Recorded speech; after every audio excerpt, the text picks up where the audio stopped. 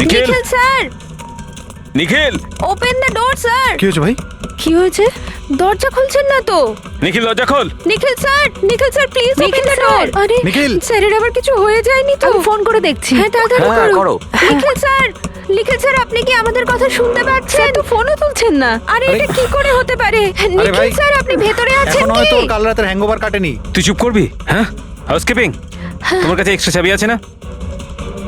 হ্যাঁ দাও আমাকে। স্যার চাবি তো নেই, হারিয়ে আরে গেছে। হারিয়ে গেছে স্যার, মানে এটা কি? দরজা খুলুন, এরকম করে স্যার। হারিয়ে যাবে নাকি? ওয়েট, আমি এসে গেছি। ওয়েট, এটা কি করে হলো? তুমি কি কার্ড হারিয়ে ফেলেছো? দেখুন আপনারা এসব পরে ডিসকাস করবেন, এখন প্লিজ দরজাটা আমার খুলুন। কাছে গেস্ট রুমের ডুপ্লিকেট কি কার্ড আছে। নিখিল নিখিল নিখিল স্যার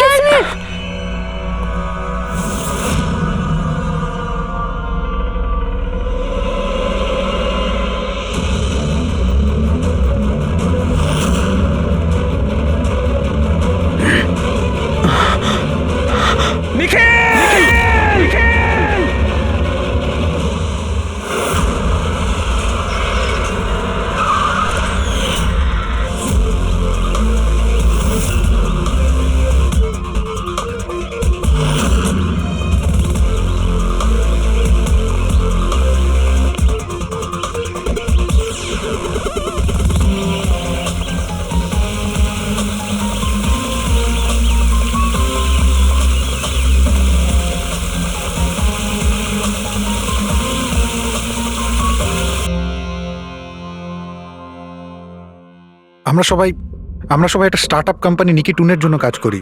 নিকিটুন? ওই যারা কার্টুন বানায়? হ্যাঁ। আপনারা কে আর এখানে কি করছেন?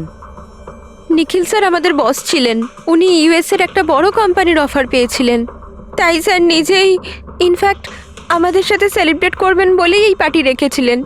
আর দুদিন পরে তো ওনার ইউএসএ তেও যাওয়ার কথা ছিল, কিন্তু জানি না এসব কি করে হয়ে গেল।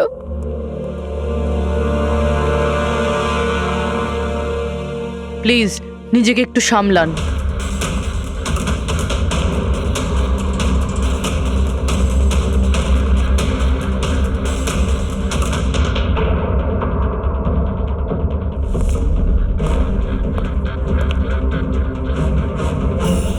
একটু অদ্ভুত লাগছে স্যার, এতগুলো আঘাত করা হয়েছে এর উপরে, ও নড়েওনি আর কোনো রক্ষা করার চেষ্টাও করেনি নিজেকে। হ্যাঁ ভাই, এটা তো অদ্ভুত ব্যাপার, কিন্তু এর থেকে আরো অদ্ভুত ব্যাপার আছে। তুমি এখানে কোনো গন্ধ পাচ্ছ না? কোনো অদ্ভুত গন্ধ?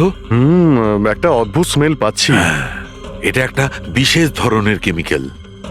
আর দেখো, এর যেই নাকের হাড়টা দেখছো, এটা খুব খারাপভাবে ভেঙে গেছে। আর এইটা, এর খাদ্যনালীটাও খুব খারাপভাবে ড্যামেজ হয়েছে।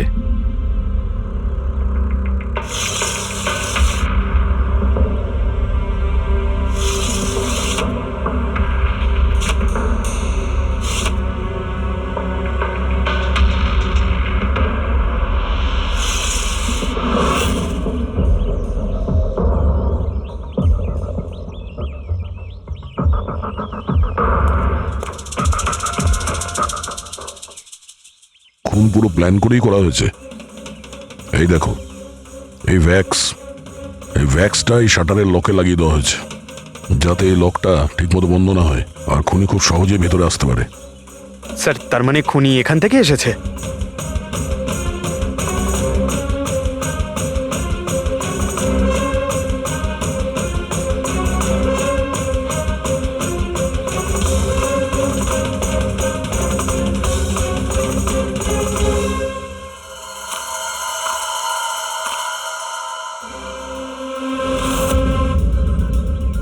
পঙ্কজ,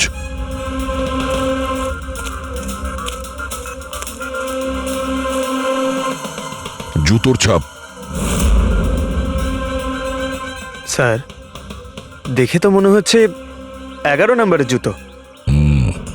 তুমি একটা কাজ করো, প্লাস্টার প্যারিস নিয়ে এসো আর জুতোর ছাপের একটা কাস্ট বানাও।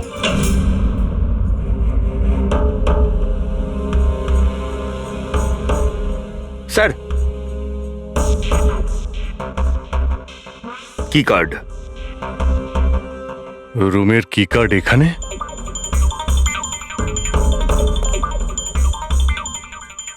আর তো আগে থেকে এখানে আছে।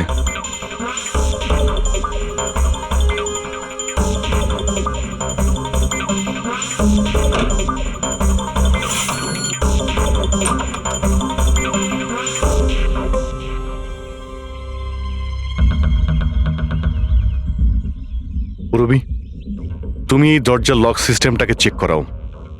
এইরকম দরজাতে যদি কেউ কার্ড সোয়াইপ করে ভিতরে ঢোকে, তাহলে লকের সফটওয়্যার ডেটাতে তার এন্ট্রি রেজিস্টার হয়। খোঁজ নিয়ে দেখো কাল রাত থেকে আজ পর্যন্ত কতজন এখানে এন্ট্রি নিয়েছে। স্যার একটা কার্ড এখানে পড়ে রয়েছে আর একটা কার্ড ওখানে লাগানো রয়েছে, দুটো কার্ড।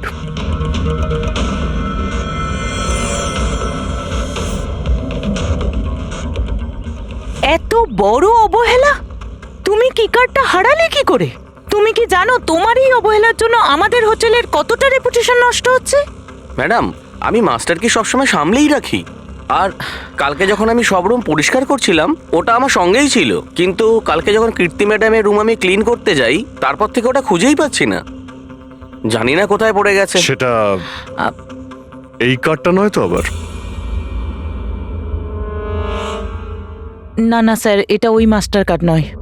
অদ্ভুত ব্যাপার, আপনি এক ঝলকেই বুঝতে পারলেন যে এই কার্ডটা সেই কার্ড নয়। স্যার, আমাদের যে মাস্টার কার্ডটা ওটা হোয়াইট কালারের হয় আর তার উপরে মাস্টার কার্ড লেখা থাকে। স্যার, এটা একটা নর্মাল কি কার্ড যেটা শুধুমাত্র আমরা গেস্টদের জন্য অ্যালট করি। I see. আচ্ছা, এই নিখিলের রুমে কি আরো কেউ ছিল নাকি? না না স্যার, উনি একলাই ছিলেন। তাহলে ওর রুমে দুটো কি কার্ড কি করে এলো? দুটো কি কার্ডস? স্যার 1 মিনিট, আমি এক্ষুনি জেনে বলছি। একটু চেক করে দেখা তো মিস্টার নিখিলের নামে আর কোনো কার্ড ইস্যু হয়েছে কিনা। হ্যাঁ ম্যাম, ডুপ্লিকেট কার্ড। ও ইয়েস, স্যার মনে পড়েছে আমার। কালই মিস্টার নিখিল একটা ডুপ্লিকেট কি কার্ড বানিয়েছিলেন। উনি বলেছিলেন যে ওনার যে অরিজিনাল কি কার্ডটা সেটা নাকি হারিয়ে ফেলেছিলেন। কিন্তু একটা কার্ড তো ওনার রুমের সকেটে লাগানো রয়েছে, আর একটা কার্ড তো রুমের ফ্লোরের মধ্যেই পড়েছিল। বলতে পারবো না স্যার, কিন্তু উনি আমাদের বলেছিলেন ওনার কি কার্ডটা হারিয়ে গেছে। কোনো ব্যাপার না, থ্যাংক ইউ ভেরি মাচ। আচ্ছা, একটা কার্ড থাকা সত্ত্বেও নিখিল ডুপ্লিকেট কার্ডটা কেন বানালো? অভিজিৎ কখনো কখনো ডুপ্লিকেট কার্ড এই জন্যই চায় যে ও চায় যে অন্য কেউ ওর রুমে যাতায়াত করুক। আচ্ছা, এরকম নয় তো যে নিখিলের সাথে কারোর অ্যাফেয়ার চলছে ওর অফিসে কিংবা অন্য কোথাও? হতে পারে ওই চাবিটা ওর গার্লফ্রেন্ডকে দিয়েছিল আর ওর গার্লফ্রেন্ড ওকে মেরে দিয়েছে। স্যার, দরজার লকিং সিস্টেম স্ক্যান করে নিয়েছি। রাত্রে কি কার্ড দুবার সোয়াইপ হয়েছে, একবার 1:30টার সময়, একবার 1:45-টোর সময়। ওই টাইমেই নিখিলের খুনও হয়েছিল, কিন্তু খুনি রুমে দুবার কেন গেছিল? দুবার নয়, 3 বার। একবার ডুপ্লিকেট কার্ড দিয়ে, একবার মাস্টার কার্ড দিয়ে, আর আরেকবার ওই জানালা দিয়ে যেটা খোলা ছিল। স্যার, আমি সবাইকে জিজ্ঞাসা করে নিয়েছি, আর প্রত্যেকেরই বক্তব্য হলো তারা রাত্রে ঘুমোচ্ছিল।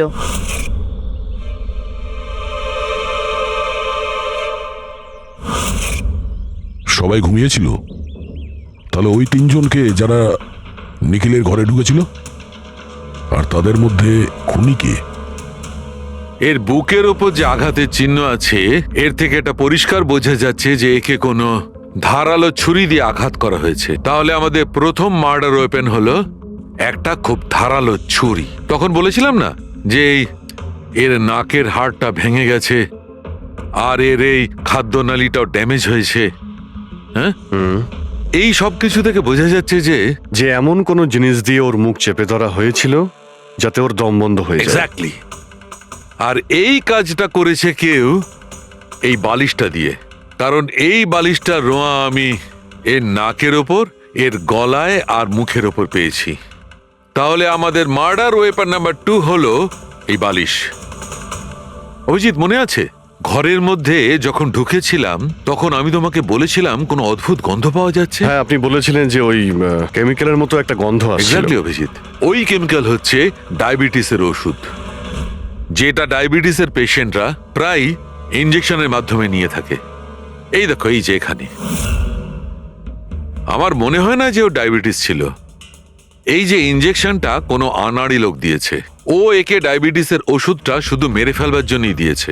স্যার, ওই কেমিক্যালটা নয় তো যেটা ডায়াবেটিসের রোগীদের জন্য তো ওষুধের কাজ করে, কিন্তু যদি কোনো নর্মাল মানুষ নিয়ে নেয় বা ওভারডোজ হয়ে যায় তাহলে মারাও যেতে পারে। এক্স্যাক্টলি। এই 3টে পদ্ধতির মধ্যে যে কোনো একটা পদ্ধতি দিয়ে একে মারা যেত। তাহলে খুনি 3টে পদ্ধতি প্রয়োগ করলো কেন একে মারার জন্য? কারণ খুনিও একজন নয়, 3 জন। কি? ঠিক আছে, মেনে নিচ্ছি যে একে 3 রকম পদ্ধতিতে মারা হয়েছে, কিন্তু জানতে কি করে পারবো যে কোন পদ্ধতির দ্বারা এই লোকটা মারা গেছে? এইটাই সবচেয়ে বড় দাঁদা বস, এইটা সলভ করা এখনো বাকি আছে। আচ্ছা, এই পার্টিটা কি নিখিল নিজেই দিয়েছিল? হ্যাঁ স্যার, অ্যাকচুয়ালি ও ইউএসএ থেকে একটা ভালো জব অফার পেয়েছিল, তাই ওটা সেলিব্রেট করার জন্য আমাদের সবাইকে নিয়ে একটা গেট টুগেদার রেখেছিল। তার মানে নিখিলের সমস্ত স্টাফেরা এখানে এসেছিল। হ্যাঁ, নিখিল স্যারের টিমের সবাই এখানে উপস্থিত আছে। নিখিল নিজের রুমের ডুপ্লিকেট চাবি বানিয়েছিল, যদিও ওর কাছে অরিজিনাল চাবিটাও ছিল। এই ব্যাপারে তোমরা কেউ কিছু বলতে পারবে? আগে ম্যাম, সে ব্যাপারে তো আমরা কিছুই জানি না। আচ্ছা, ওর কারোর সঙ্গে কোনো অ্যাফেয়ার চলছিল নাকি? অ্যাফেয়ার? নিখিলের তো একটাই অ্যাফেয়ার ছিল। কার সাথে? নিজের কাজের সঙ্গে স্যার। উনি এত ডিটারমাইন্ড আর অ্যাম্বিশাস ছিলেন যে সব সময় শুধু কাজ কাজ আর কাজ। আচ্ছা, যখন নিখিল মারা যায় তখন আপনারা কখন জানতে পারলেন, মানে কিভাবে জানলেন? অ্যাকচুয়ালি স্যার, কালকে পার্টির পরে খুব ঝামেলা হয়ে গেছিল, তাই সকালে আমরা ভাবলাম যে একবার গিয়ে ওর সাথে সবকিছু শর্ট আউট করে নিই। তো যখন ওর রুমে গেলাম, আমরা অনেকক্ষণ ধরে দরজা ধাক্কা দিয়েছিলাম। আর স্যার যখন অনেকক্ষণ ধরে দরজা ধাক্কানোর পরেও দরজাটা খুললো না, তখন আমরা হাউসকিপিংকে জিজ্ঞাসা করলাম, কিন্তু ওদের কাছেও মাস্টার কি ছিল না। স্যার, আমি ফোনেও ট্রাই করেছিলাম, কিন্তু উনি ফোন তুলছিলেন না। আচ্ছা, তারপরে যখন ফাইনালি ম্যানেজার এসে মাস্টার কি দিয়ে দরজাটা খুললো, আমরা ভেতরে গিয়ে দেখলাম যে নিখিলের লাশ পড়ে আছে। কাল রাতে পার্টি হয়েছিল, খুব হইচই হয় আর খুনও হয়। গল্পটা অনেক লম্বা মনে হচ্ছে, আমাদের একটু ভালো করে শুনতে হবে।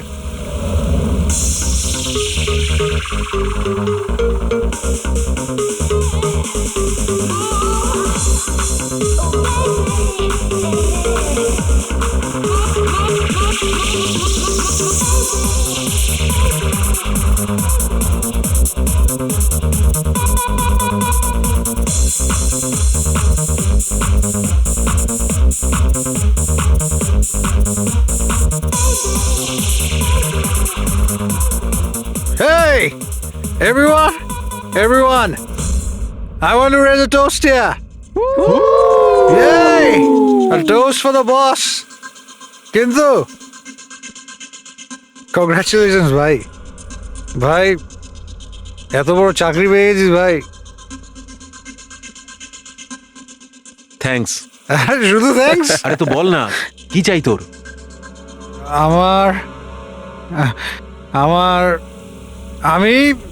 আমার অধিকার চাই,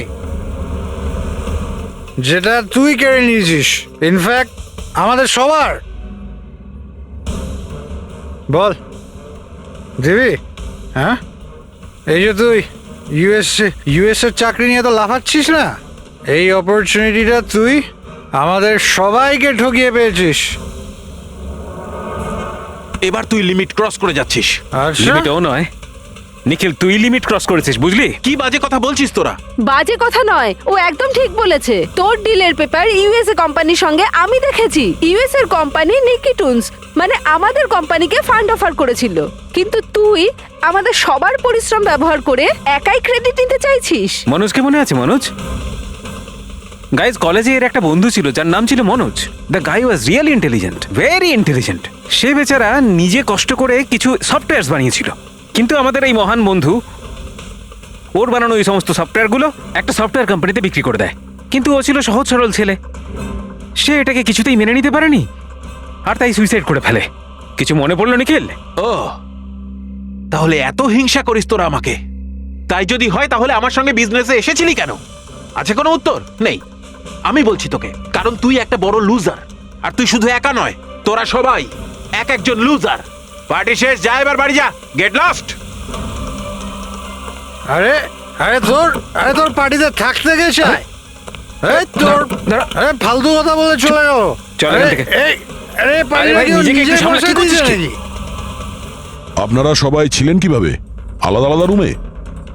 স্যার, সিনিয়র ম্যানেজমেন্টের 4 জন আলাদা আলাদা ঘরে ছিল, মানে আমি, জোসেফ, অরুণ আর ওদিকে নিখিল। বাকিরা 2 জন করে রুম শেয়ার করেছিল। স্যার, একটাতে জয়া আর প্রীতি, একটাতে শারদা আর কীর্তি, আর একটাতে অভয় আর ও। আপনারা আপনাদের রুমে যাওয়ার পরে আর বাইরে বের হননি? কিন্তু পার্টি তো অনেক তাড়াতাড়ি শেষ হয়ে গেছিল না?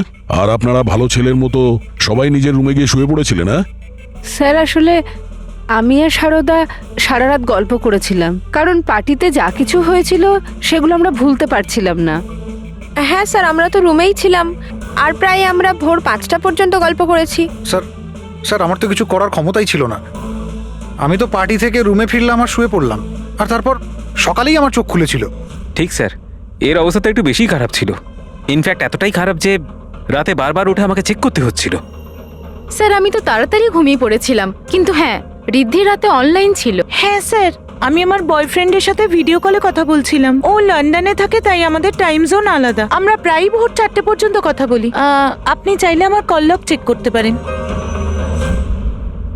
আর জোসেফ, জোসেফ কোথায়? জোসেফ? জোসেফ? ও তো আমার মনে হয় স্যার রাতের পার্টির পর থেকেই উধাও। কি বলতে চাইছো উধাও মানে? স্যার রাতে পার্টিতে ও আমাদের সঙ্গেই ছিল, তারপর আমরা আমাদের রুমে চলে যাই, কিন্তু জানি না স্যার ও যেন কোথায় চলে গেছে। আর স্যার যখন সকালে এইসব হচ্ছিল আমি ওকে ফোনও করেছিলাম, কিন্তু স্যার ওর ফোনটা ঢুকলো না। পরে যখন আমি রিসেপশনে গিয়ে এনকোয়ারি করি তখন জানতে পারি ও রাত্রেই হোটেল থেকে বেরিয়ে গেছে। একটা লোকের খুন হয় আর আরেকটা লোক উধাও, আর এই কথাটা আপনারা এখন আমাদের বলছেন? আপনারা যেতে পারেন, যান।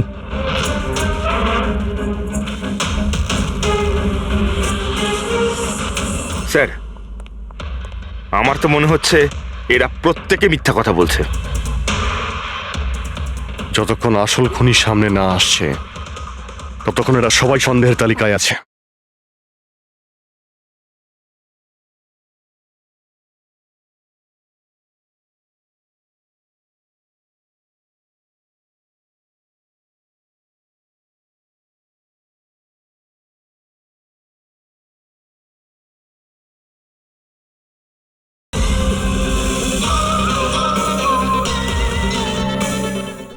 দয়ের বুকে যে ক্ষতটা রয়েছে সেটাও একটা রহস্যজনক ক্ষত।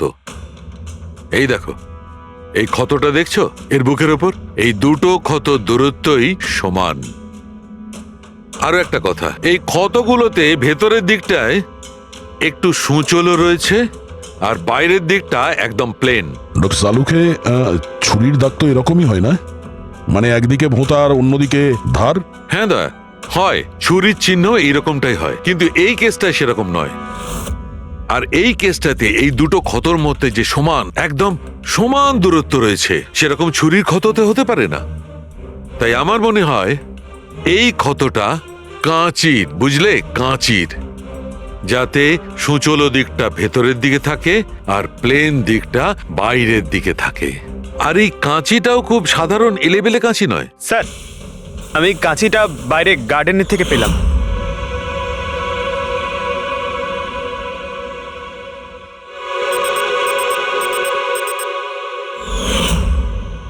এই দেখো।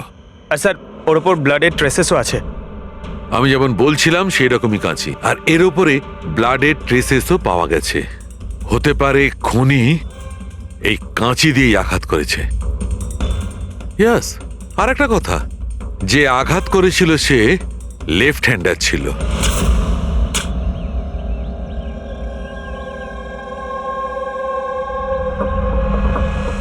এই দেখো, যখন কোনো লোক বাঁ হাত দিয়ে আঘাত করে তখন ক্ষতটা ডান দিকে হয়, আর যদি ডান দিক থেকে আঘাত করা হয় তখন ক্ষতটা বাঁ দিকে হয়। যেহেতু এর ক্ষতটা ডান দিকে হয়েছে, তার মানে আমি নিশ্চিতভাবে বলতে পারি যে আঘাতটা করেছে সে একজন লেফটি, বাঁহাতি।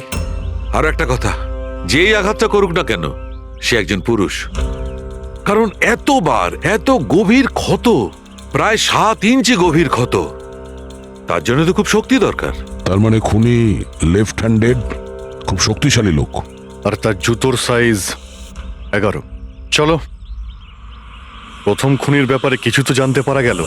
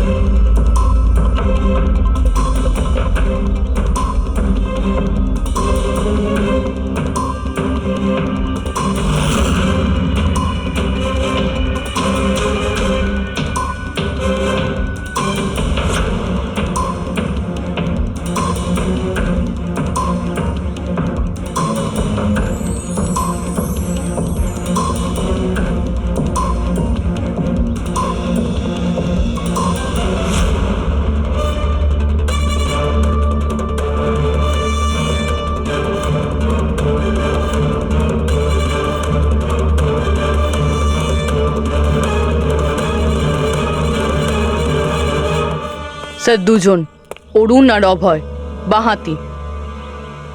অরুণ সিঙ্গেল রুমে ছিল আর অভয় সমীরের সাথে রুম শেয়ার করেছিল। সমীরের সাথে, যার কোনো জ্ঞানই ছিল না। তার মানে হলো অভয় যদি নিখিলের রুমে গিয়ে খুন করে তাহলে সমীর কিছু জানতেই পারবে না। আর স্যার অরুণ, ও তো একা ছিল। এই দুজনেরই পোটেনশিয়াল সাসপেক্ট। আচ্ছা, ওদের জুতোর মাপটা চেক করেছো? হ্যাঁ স্যার, চেক করেছি। দুজনের মধ্যে কেউই 11 নম্বরের জুতো পরে না। অরুণ 13 নম্বরের জুতো পরে আর অভয় 8। আর যে 11 নম্বরের জুতোর চিহ্ন পাওয়া গিয়েছিল সেটা কারোর সঙ্গে ম্যাচ করেছে? হ্যাঁ স্যার, ম্যাচ হয়েছে। ধীরজ। ধীরজ? ধীরজও সিঙ্গেল রুমেই ছিল, কিন্তু স্যার ওর লেফট হ্যান্ডেড নয়, রাইট হ্যান্ডেড। আচ্ছা, এরকম না তো যে ডক্টর সালুকের কোনো ভুল হয়েছে? মানে আমি বলতে চাইছি খুনি বাঁহাতি নয়। ডক্টর সালুকের সঙ্গে কথা বলার আগে এই ধীরজের সঙ্গে কথা বলি। স্যার, আপনাদের কোথাও একটা ভুল হচ্ছে স্যার। আমি সত্যি ওকে খুন করিনি স্যার। ক্রাইম সিনে আমরা তোমার জুতো ছাপ পেয়েছি। স্যার, এটাও তো হতে পারে যে অন্য কেউ আমার জুতোটা পরে নিয়েছিল। আসলে আমি জুতোটা রুমের বাইরে রেখেছিলাম পলিশ করার জন্য। কিন্তু তুমি রুমের মধ্যে একা ছিলে আর তোমার কাছে তার কোনো পোক্ত প্রমাণও নেই। স্যার, ওই সারদা। সারদা? সারদা কি? স্যার, অ্যাকচুয়ালি ওর আর আমার অ্যাফেয়ার চলছে, কিন্তু কথাটা আমরা এখনই কাউকে জানাতে চাইনি। কিন্তু স্যার, সারদা আমার সঙ্গে আমার রুমেই ছিল। কিন্তু সারদা তো বললো যে ও নিজের ঘরে ছিল কীর্তির সাথে। স্যার, সে তো বাঁচার জন্য ও মিথ্যে বলেছিল। আসলে কীর্তি একমাত্র আছে যে আমাদের সম্পর্কের কথা জানে। ইনফ্যাক্ট কীর্তি আমাদের এনকারেজ করেছিল। ধীরাজ সত্যি বলছে, আমি ওর সাথে ওর রুমেই ছিলাম। স্যার, ওর কথাই যদি ঠিক হয় আর সত্যিই কেউ হয়তো ওর জুতো পরে খুনটা করেছে। হতে পারে। এই ঘাস আর মাটি জুতোর মধ্যে গেল কি করে? এমন কিছু আছে যা আমরা এড়িয়ে যাচ্ছি।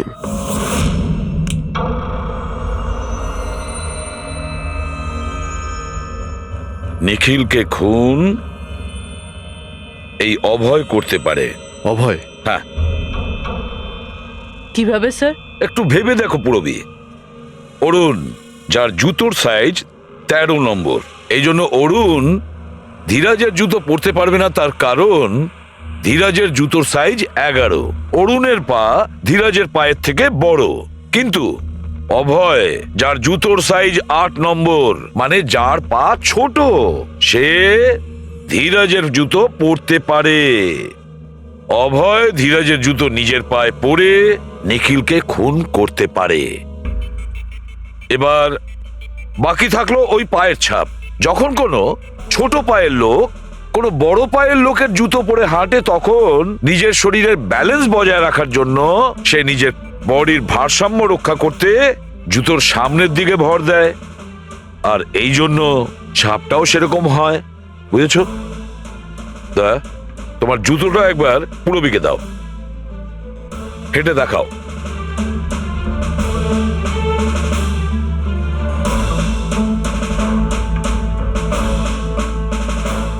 এবারে হাঁটো।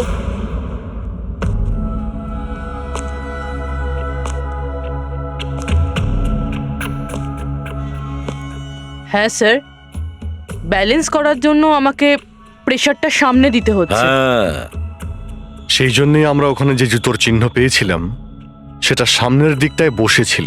মানে 3টে খুনির মধ্যে একটা খুনি হলো অভয়। তার মানে প্রথমে অভয় নিখিলের জানলার লক আটকে দেয়, আর যখন সমীর নেশায় চুর হয়ে ঘুমিয়ে পড়ে,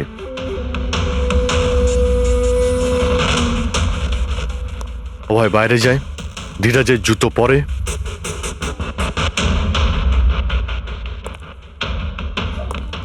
বাগান থেকে কাঁচি নেয়, নিখিলের রুমে যায় আর ওকে খুন করে।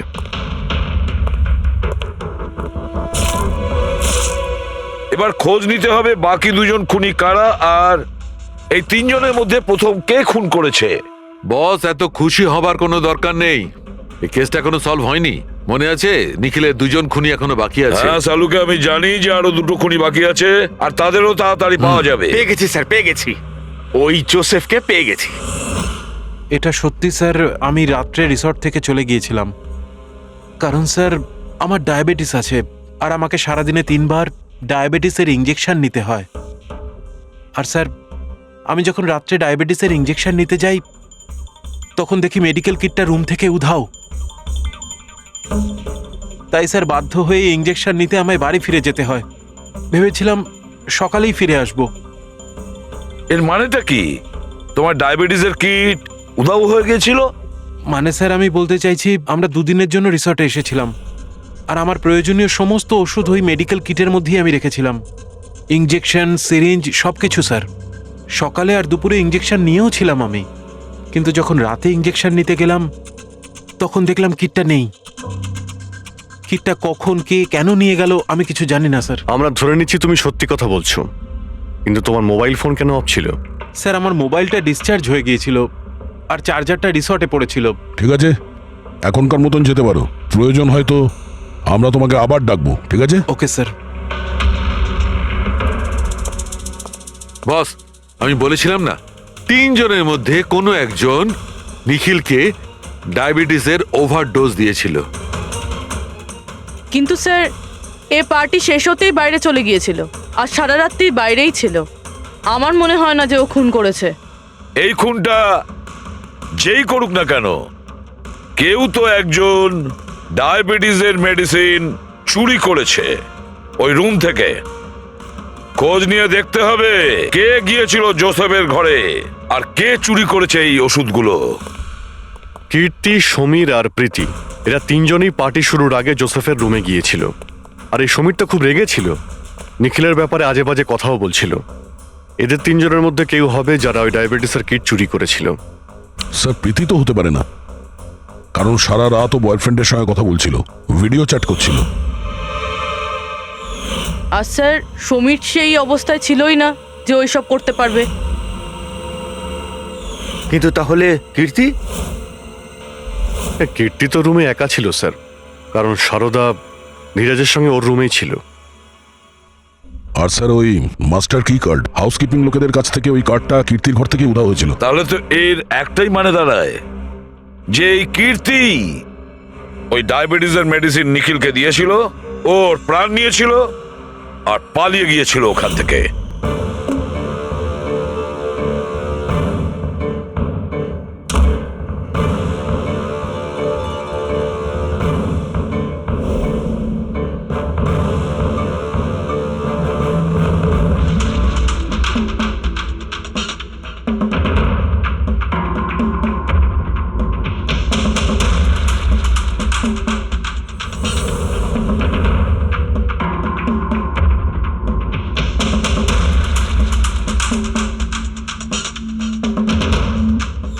স্যার, 2 জনকে তো পেয়ে গেলাম। এবার তৃতীয় খুনি নিশ্চয়ই সেই যার সাথে নিখিলের চক্কর, মানে বলতে চাইছি যে যাকে নিখিল ওই ডুপ্লিকেট কি কার্ডটা দিয়েছিল। তৃতীয় খুনি ওই যে বালিশ দিয়ে নিখিলের শ্বাসরোধ করেছে, যাতে ওর নাক আর শ্বাসনালী ভেঙে যায়। কিন্তু স্যার এ কে? আমি বলছি ওই তৃতীয় জন কে ছিল।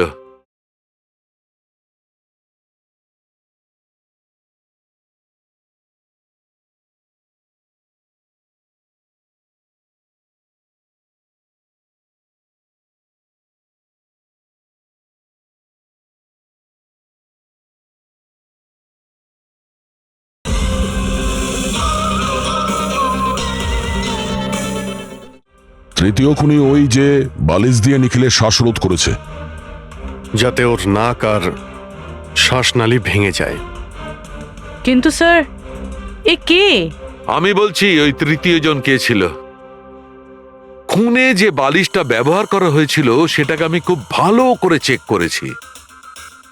আর এমনিতে তো কাপড়ের ওপর থেকে হাতের ছাপ সংগ্রহ করাটা খুব কঠিন ব্যাপার, প্রায় অসম্ভব ব্যাপার।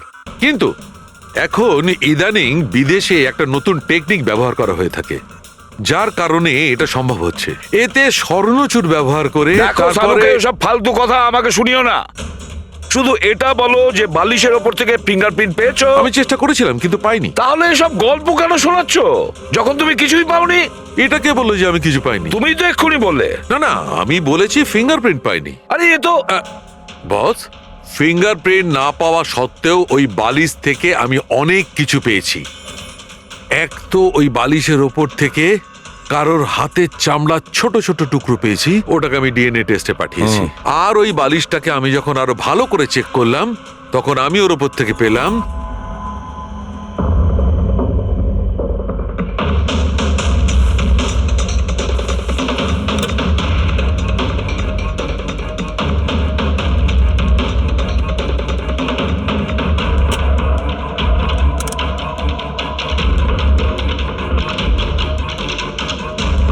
বস, হাতের সাইজ ছোট হওয়াটা, বাম হাতের আঙুলের মধ্যে আংটি আর বালিশের ওপর নখের আঁচড়, এই সব কিছুই প্রমাণ করছে যে এটা কোনো মহিলার কাজ। দেখলেন স্যার, আমি বলেছিলাম কিনা নিখিলের নিশ্চয়ই কোনো মহিলার সাথে চক্কর ছিল। কিন্তু কে কে হতে পারে? এরা ওই হাতের ছাপের সঙ্গে ওদের হাতের ছাপ ম্যাচ করিয়ে দেখুক না। না সালুকে, তাতে কোনো লাভ নেই, এতে কিচ্ছু হবে না। কেন? এবার দেখো, এই ধীরাজ সারদার সঙ্গে নিজের রুমে ছিল। জোসেফ, ও তো রিসোর্টে ছিলই না। কীর্তি, এই কীর্তি ডায়াবেটিসের ওষুধ দিয়ে নিখিলকে মেরে ফেলে। অভয়, এই অভয় নিখিলকে কাঁচি দিয়ে মেরে ফেলে, কাঁচি দিয়ে। জয়া তো ঘুমিয়েছিল রিসর্টে নিজের রুমে। প্রীতি সারা রাত ভিডিও কলিং এ এনগেজ ছিল। সমীর তো ড্রিঙ্ক করে বেহুশ ছিল। তাহলে এদের মধ্যে বাকি থাকলো অরুণ, যার কাছে কোনো প্রমাণ নেই। ও বলেছে ও একাই নাকি রুমে ছিল। অরুণ? কিন্তু বস, খুনি তো কোনো মহিলা। সেই জন্যই তো সালুকে এদের মধ্যে কারোর হ্যান্ডপ্রিন্ট ম্যাচ করবে না। এদের মধ্যে কারোর হ্যান্ডপ্রিন্ট ম্যাচ করবে না, কারণ খুনি এদের মধ্যে কেউই নয়। এদের মধ্যে কেউই না, অন্য কেউ। আর আমি জানি সে কে।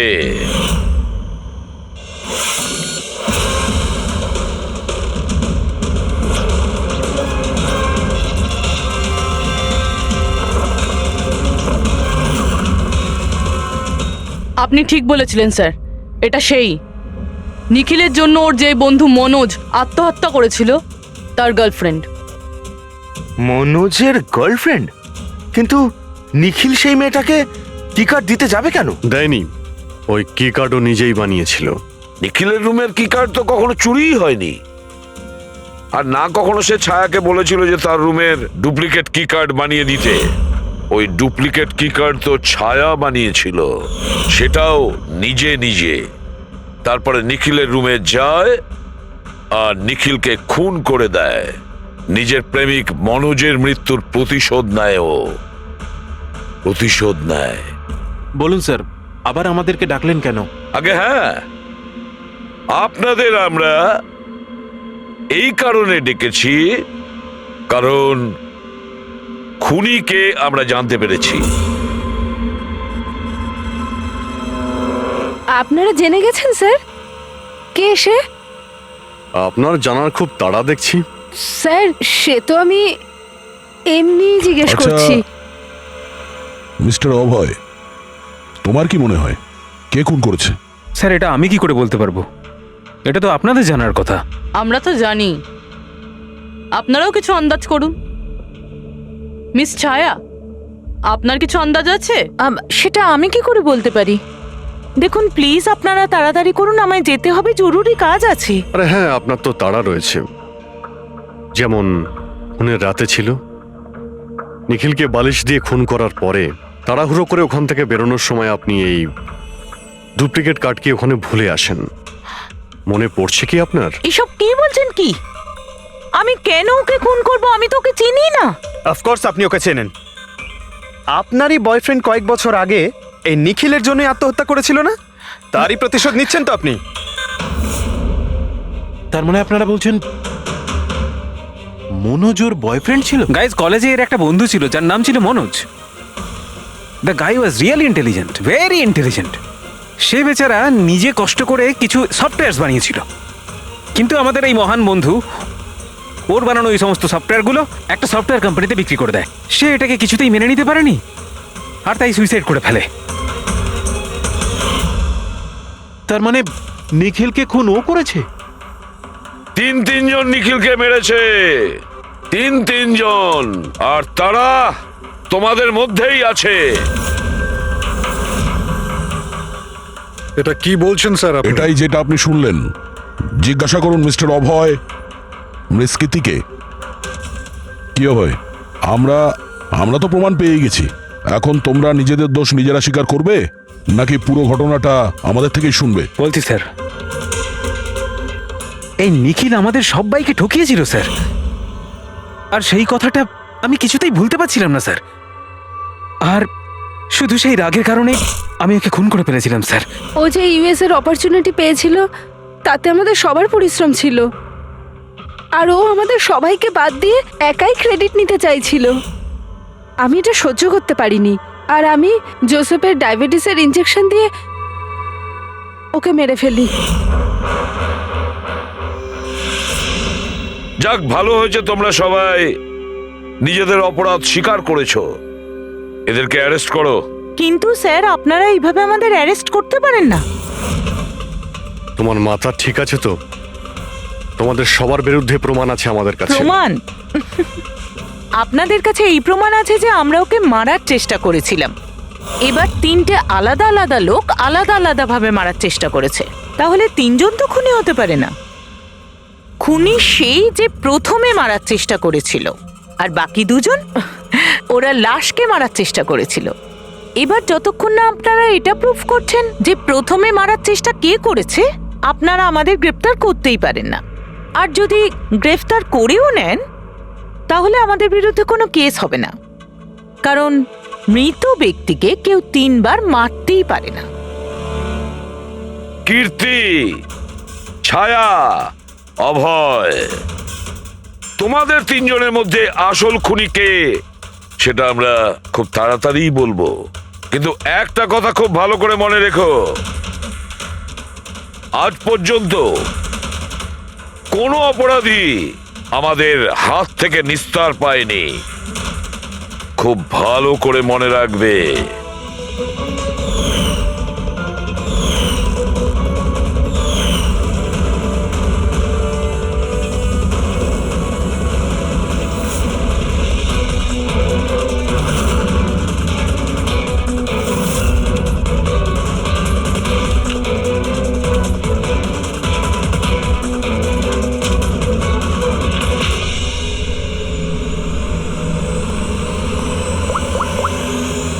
বস, নিখিলের ওপর তিনজন আলাদা আলাদা লোক 3 রকম ভাবে আঘাত করেছিল। সবার আগে আপনার কথা ধরা যাক, কীর্তি, রাইট? আপনি নিখিলকে ডায়াবেটিসের ওষুধের ওভারডোজ দিয়েছিলেন, ইনজেক্ট করেছিলেন। সাধারণত যখন আমরা কাউকে ওষুধ দিই বা বিষও দিই তখন সেটা মানুষের দেহে ছড়িয়ে পড়ে তার রক্ত প্রবাহের মাধ্যমে। ওষুধ বা বিষ প্রথমে হার্টে পৌঁছায়, তারপর হার্ট সেটাকে পাম্প করে পুরো শরীরে ছড়িয়ে দেয়। কিন্তু এই ওষুধটা যেটা আপনি নিখিলকে দিয়েছিলেন সেটা ওর পুরো শরীরে ছড়ায়নি, বরং কিছুটা ওষুধ তো বাইরেই বেরিয়ে এসেছিল। কেন? কারণ ওর হার্ট কাজই করছিল না, হার্ট পাম্পই করছিল না, সেই জন্যে ওটা ওষুধটাকে পাম্পই করেনি। মানে যখন আপনি নিখিলকে ওষুধটা দিয়েছিলেন ততক্ষণে নিখিল মারা গেছে। এবার আপনি, আপনার নাম কি? অভয়। অভয়। অভয় একটা বড় কাঁচি দিয়ে খুব জোরে ওর বুকে আঘাত করেছিল, রাইট? এরকম অবস্থায় কোন লোক কোনো ধারালো অস্ত্র দিয়ে যদি কারোর বুকের উপর আঘাত করে তাহলে কি হবে? তখন রক্তের ফোয়ারা ছুটবে। কিন্তু নিখিলের কেসে এমনটা হয়নি। কয়েক ফোঁটা রক্ত বেরিয়েছিল, আর সেটাও গড়িয়ে গড়িয়ে ওর শরীরের বাইরে আসছিল। কেন? এগেইন ওর হার্ট রক্তকে পাম্পই করছিল না। এই জন্য করছিল না যে হার্ট তখন কাজই করছিল না। মানে এটা পরিষ্কার, আপনি যখন ওকে কাঁচি দিয়ে আঘাত করেছিলেন ততক্ষণে নিখিল মারা গেছিল। তার মানে এটাই, নিখিলকে সবার আগে যে মারতে এসেছিল অভয় তুমি ছিলে না।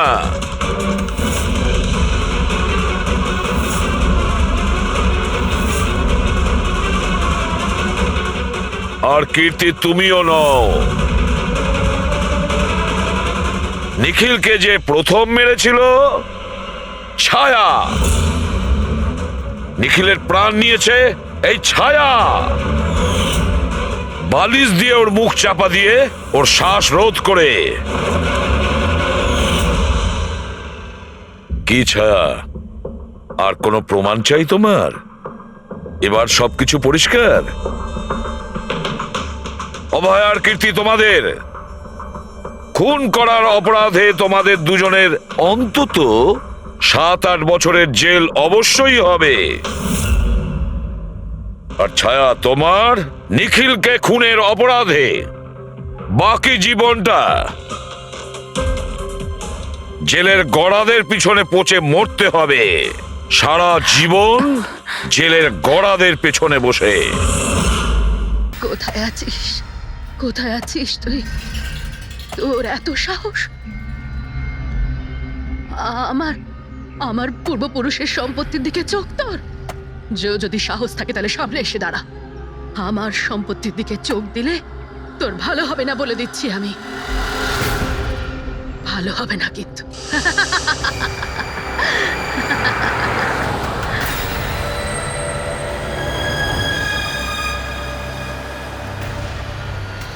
আর এখানে তো কাউকেই দেখতে পাচ্ছি না, কাকে জিজ্ঞেস করব? এত ঘন একটা জঙ্গল, কোনো সাইনবোর্ডও দেখতে পাচ্ছি না আমি এখানে।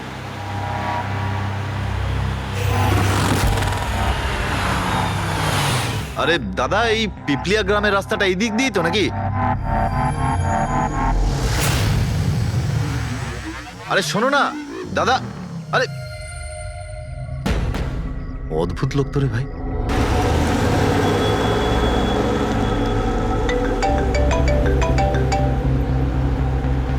Hi baby. হাই, পৌঁছে গেছো? হ্যাঁ, আর কিছুক্ষণেই পৌঁছে যাব। ডোন্ট টেল মি, তুমি এখনো পৌঁছোনি? এত দেরি কেন হলো? আসলে এই জায়গাটা শহর থেকে অনেকটাই দূরে, আর এখানে বেশি লোকজনও দেখতে পাচ্ছি না আমি। Alright, tell me, are you missing me? Of course, এটা আবার জিজ্ঞেস করছো তুমি আমাকে? আচ্ছা, তুমি এক কাজ করো, যা যা ফর্মালিটি আছে তাড়াতাড়ি শেষ করো, নিজের এই কাগজপত্র আর কাজকর্ম সব, আর তারপর হয়তো নেক্সট রাইড থেকে আমিও তোমার সাথে থাকতে পারি। What's it? Great, that's good news.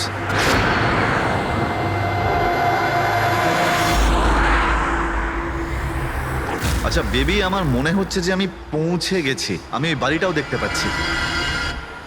আরে এই গেটটা কেন বন্ধ এখানে?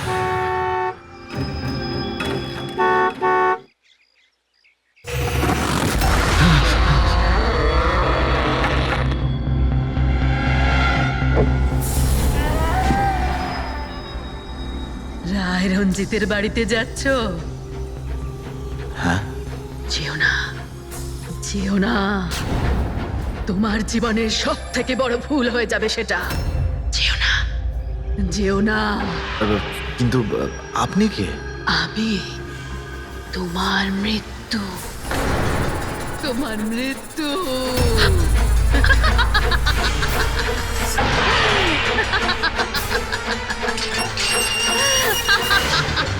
এই বুড়ি, যা যা যা। যাস না, যাস না, নাহলে তুইও মরবি। তুইও মরবি, তুইও মরবি। যাস না, তুইও মরবি। নমস্কার সাহেব, আপনি রাজ সাহেব? হ্যাঁ হ্যাঁ, আসুন আসুন আসুন আসুন। Hello Raj, Raj, are you okay? কে ছিল? হ্যাঁ হ্যাঁ বন্দনা, আমি ঠিক আছি একদম। কেউ ছিল না, আমি পৌঁছে গেছি বাংলোতে। ঠিক আছে, আমি পরে ফোন করছি তোমায়। Okay okay, you take care. I speak to you soon. Bye bye by.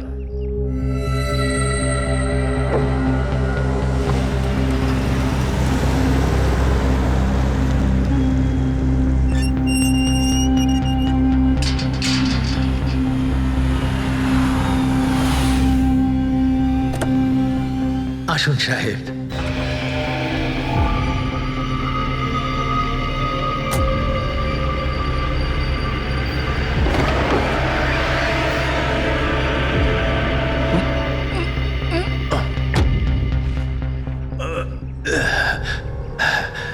সাহেব, রাস্তায় কোনো কষ্ট হয়নি তো? না, কিন্তু ওই মহিলা কে ছিল? ওই মহিলা যে আপনার সঙ্গে কথা বলছিল, ওর নাম লালি।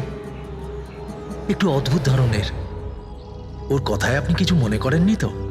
না, খারাপ লাগেনি আমার, তবে আমি একটা কথা বুঝতে পারছি না, ওই মহিলা আমাকে এই বাড়িতে ঢোকার থেকে বারণ করছিল কেন?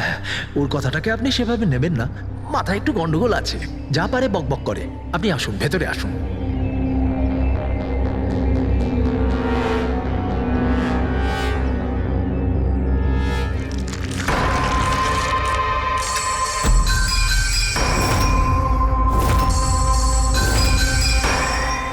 এই লোকটার সঙ্গে তো আমার মাঝ রাস্তায় দেখা হয়েছিল। হ্যাঁ, ওর নাম হচ্ছে কমল, এখানকার মালি। আমরা ভাবলাম আপনি এখানে থাকতে এসেছেন, তো ওই যে বাগানে যে সব রঙিন ফুল আছে সেগুলো যদি ফোটানো যায়। আচ্ছা, আসুন সাহেব।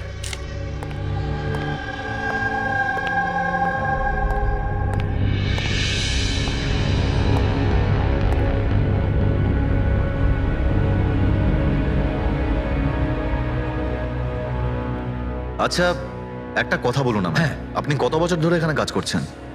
সাহেব, এটা ধরে নিতে পারেন যে হামাগুড়ি দিতে দিতে এখানেই বড় হয়েছি। এই বাড়ি থেকে বেরোবো যখন আমি শ্মশানে যাব। সাহেব, এবার এই বাড়ি আপনার। আপনি আমাকে চাকরি থেকে বের করে দেবেন না তো? আরে না না না, কি সব কথা বলছো তুমি? তুমি একদম নিশ্চিন্ত থাকো, কোনো চাপ নেই। আর এমনিতেও এত বড় একটা বাড়ি, তুমি ছাড়া আর কে দেখাশোনা করতে পারে বলো, তাই না? মানতেই হবে আপনি খুব ভালো মানুষ। আসুন।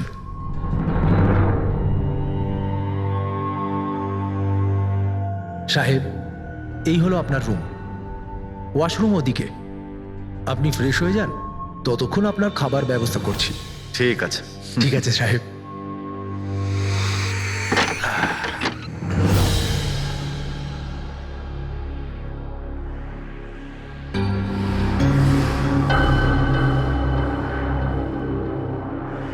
চলে যা, চলে যা, চলে যা, না হলে তুইও মরবি।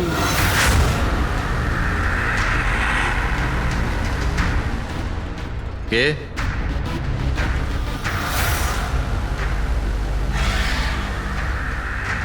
আমি বললাম তো, চলে যা।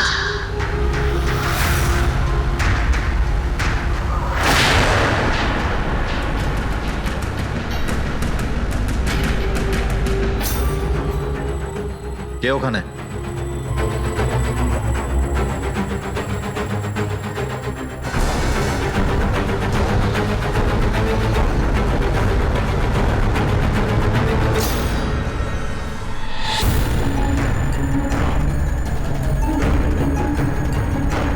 যেভাবে বাকি সবাই মরেছে, সেইভাবে তুইও মরবি।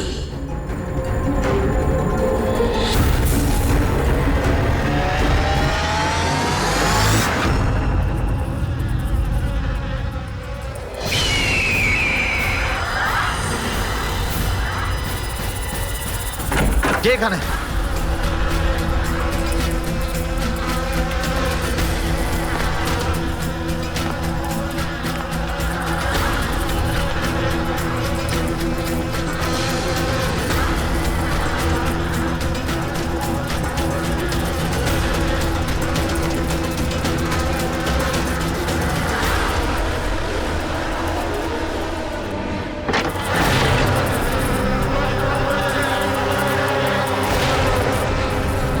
মৌমাছি?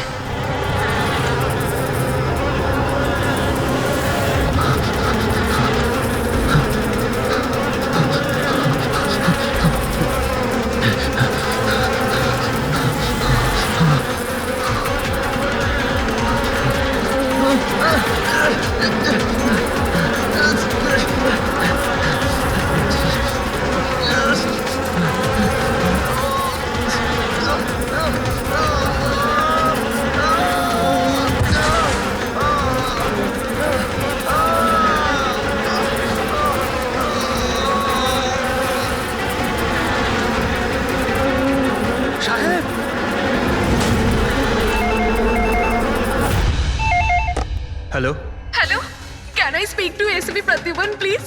হ্যাঁ, একটু শান্ত হন। আপনি কে বলছেন?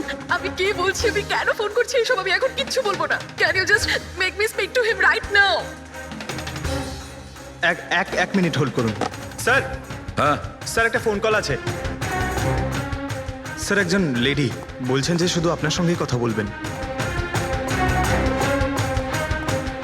Hello, hello, SP Pradyuman? আমি এসিপি প্রদ্যুমান বলছি। স্যার, হ্যাঁ বলুন। স্যার আমি বন্দনা বলছি আমেরিকা থেকে। হ্যাঁ বলুন। স্যার আমার সাথে খুব খুব খারাপ হয়েছে স্যার। কি হয়েছে আপনার সঙ্গে? স্যার আমার ফিয়ান্সে রাজ ইন্ডিয়া গেছিল নতুন একটা বাংলো কিনতে। স্যার ওখানে মৌমাছির কামড়ে ওর মৃত্যু হয়ে যায়। কি? আচ্ছা তাহলে আমি আপনার জন্য কি করতে পারি বলুন? স্যার, স্যার কিন্তু আমার মনে হয় যে ওর মৃত্যু মৌমাছির কামড়ে হয়নি। ইনফ্যাক্ট আমার মনে হয় ওকে মারা হয়েছে। হ্যাঁ কিন্তু আচ্ছা এটা আপনার কেন মনে হচ্ছে? স্যার ও যখন প্রপার্টি কেনার পর কাগজ কলমের কাজ করতে চাচ্ছিল তখন। তারপরে কি হয়েছিল? স্যার আমি পরিষ্কার শুনতে পেয়েছিলাম রাজকে এক মহিলা হুমকি দিচ্ছিল। কে ছিল সেই মহিলা? No sir, I have no clue. আচ্ছা একটা কথা বলুন, আপনার এই রাজের এই ইন্ডিয়াতে কারোর সঙ্গে কোনো শত্রুতা ছিল বা কোনো ঝগড়া টগড়া? না স্যার, রাজের কারোর সাথে কোনো ঝগড়াঝাটি বা শত্রুতা ছিল না। ইনফ্যাক্ট রাজ তো ইন্ডিয়াতে কাউকেই চেনে না। তাহলে কি করতে পারে? কে রাজের প্রাণ নিতে পারে বলে আপনার মনে হয়? আচ্ছা আপনি কি কাউকে সন্দেহ করেন? না স্যার, কোনো সন্দেহ নেই। স্যার রাজ তো একটা ভালো কাজে গেছিল। কিরকম কাজ? He wanted to start a orphanage. ও একটা অনাথ আশ্রম খুলতে চেয়েছিল। সত্যিই ভালো কাজ, কিন্তু কার কাছ থেকে বাড়িটা কিনেছিলেন তিনি? স্যার বাড়িটা তো ও গভর্নমেন্টের থেকে নিলামে কিনে নিয়েছিল। ও শুধু ইন্ডিয়া আইনি কাজের জন্য গেছিল। দেখুন একটা কাজ করুন, পুরো ব্যাপারটা ডিটেলে আমাকে পাঠিয়ে দিন, আমি যথাসাধ্য চেষ্টা করব আপনার জন্য, কেমন? স্যার আমি সিআইডির ব্যাপারে খুব শুনেছি। স্যার আমি জাস্টিস পাবো তো? বন্দনা দেবী, আমি আপনাকে কথা দিচ্ছি সম্পূর্ণ ন্যায় বিচার পাবেন আপনি। আর যে আপনার রাজের ক্ষতি করেছে তাকে আমি শাস্তি দেব। বন্দনা, ওনার হবু স্বামী রাজ আমেরিকা থেকে ইন্ডিয়াতে আসে বাড়ি কিনে অনাথ আশ্রম চালানোর জন্য, আর রাজের মৃত্যু হয় মৌমাছির কামড় খেয়ে। ইন্টারেস্টিং।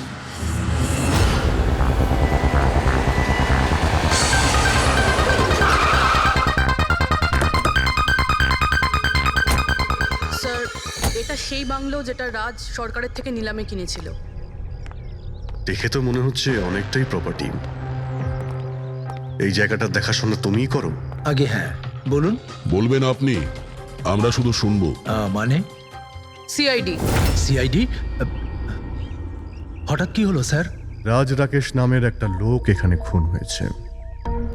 যা হয়েছে খুব খারাপ হয়েছে। এই বাংলোটা উনি সরকারের থেকে কিনেছিলেন।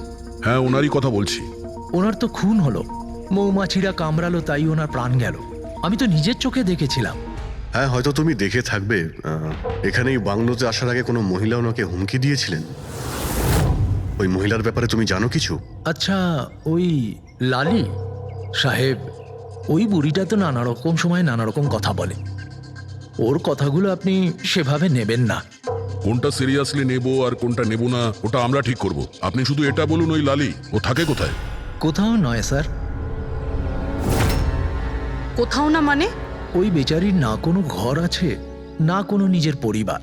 ব্যাস সারাদিন এদিক ওদিক ঘুরে বেড়ায়। না কোথাও হয়তো বসে বা খাবার টাবারও খায়, এমন কোনো জায়গা তো আছে যেখানে ও বেশিরভাগ সময় কাটায়? হ্যাঁ, পাশেই একটা পুকুর আছে, প্রায় ওখানে বসে থাকে। আচ্ছা, তুমি একটা কাজ করো, তুমি গিয়ে লালির সঙ্গে দেখা করো, ততক্ষণ এই বাড়িটাকে আমি ভালো করে তল্লাশি করি। ঠিক আছে। এবার তুমি ওই জায়গাটা দেখাও যেখানে খুনটা হয়েছিল। আসুন স্যার। রাজ সাহেব এখানে পড়েছিলেন।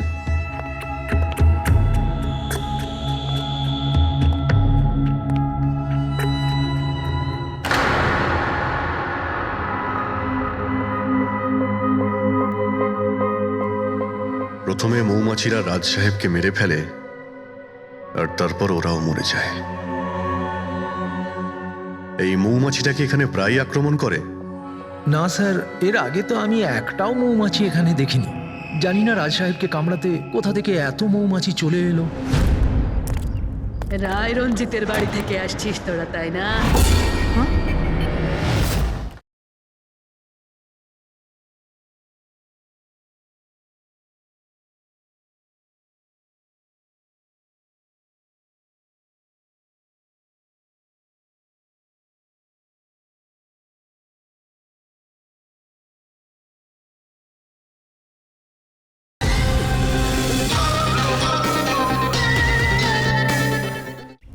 রায় রঞ্জিতের বাড়ি থেকে আসছিস তোরা, তাই না?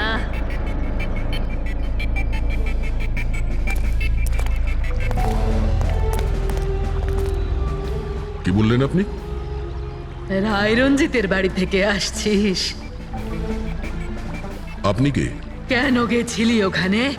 নিজের মৃত্যুকে নিমন্ত্রণ জানাতে? স্যার, মনে হয় এই লালি। আপনি লালি না? তোকে কে বললো রে? তোকে তোকে রায় রঞ্জিতের চরগুলো এখানে পাঠিয়েছে, তাই না? হ্যাঁ, ওরাই পাঠিয়েছে তোকে, তাই না? কে কে রায় রঞ্জিত? সাপ ছিল একটা, সাপ। ওই লোকটা আমার ঠাকুমাকে ঠকিয়েছিল। ওনাকে নিজের বাড়ি থেকে ধাক্কা মেরে বার করে দিয়েছিল। বের করে দাও ওকে। ছেড়ে দাও আমাকে, ছেড়ে দাও আমাকে, ছেড়ে দাও, পায়ে পড়ি। লজ্জা হওয়া উচিত তোমার রঞ্জিত। তুমি নিজের বৌদিকে বাড়ি থেকে বের করে দিচ্ছ। নিজের দাদার কথা তো অন্তত একবার ভাবতে। আরে দাদার কথা আবার কি ভাববো? ও নিজেই তো আঙুলের ছাপ দিয়ে এই বাড়িটা আমার নামে করে দিয়েছে। তুই ওকে মদ খাইয়ে বিশ্বাসঘাতকতা করে এই কাজটা করেছিস। এখন কিভাবে হয়েছে, কেন হয়েছে, এসব নিয়ে আলোচনা করে কি লাভ? শুধু ঠান্ডা মাথায় একটা জিনিস বুঝে নাও, এই বাড়িটা এখন আমার, আর তুই পথে বসেছিস। দে বের করে দেখে। চল চল বলছি। তোর ভাগে না শুধু একটা বাড়ি আসেনি, একটা বাংলো এসেছে। এমন একটা বাংলো যার প্রত্যেকটা কোণায় আমার অভিশাপ লেগে থাকবে। আমি তোকে অভিশাপ দিচ্ছি। শুধু তুই না, এই বাড়ির যেই মালিক হবে সে আর বেঁচে থাকবে না। মৃত্যুর খেলা হবে এখানে, মৃত্যুর খেলা। এতদিনে কতজন মরেছে? সেই সব লোক মরে গেছে যারা ওই বাড়িটা কিনতে চেয়েছে। তোরা কিন্তু এই বাড়িটা কিনতে চাস না? হ্যাঁ, তোদের কি ভালো মানুষ মনে হচ্ছে? না হলে তোমার বউ বিধবা হয়ে যাবে।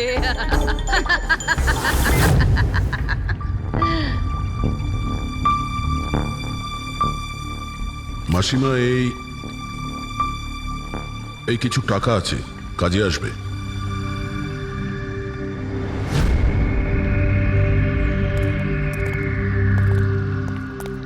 স্যার, মনে হয় না রাজের মৃত্যুতে এর কোনো হাত আছে। এ তো নিজেই বেচারি ভুল বিশ্বাস নিয়ে কষ্টের মধ্যে আছে। হতে পারে রাজের মৃত্যু কোনো মার্ডারই নয়, হয়তো কোনো দুর্ঘটনা।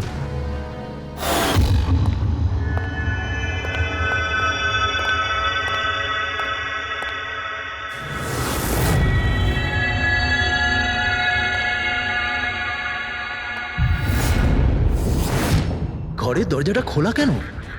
এটা তো বন্ধ ছিল। তুমি দাঁড়াও 1 মিনিট। হয়তো রাজি খুলেছিল।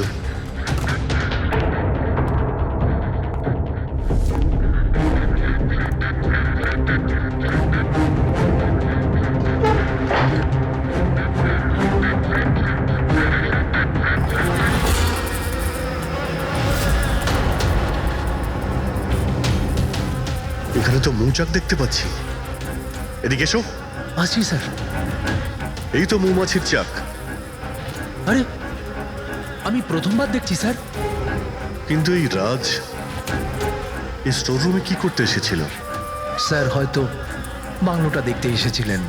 আচ্ছা, আর সেই সময় তুমি খাবার আনতে গিয়েছিলে? হ্যাঁ স্যার।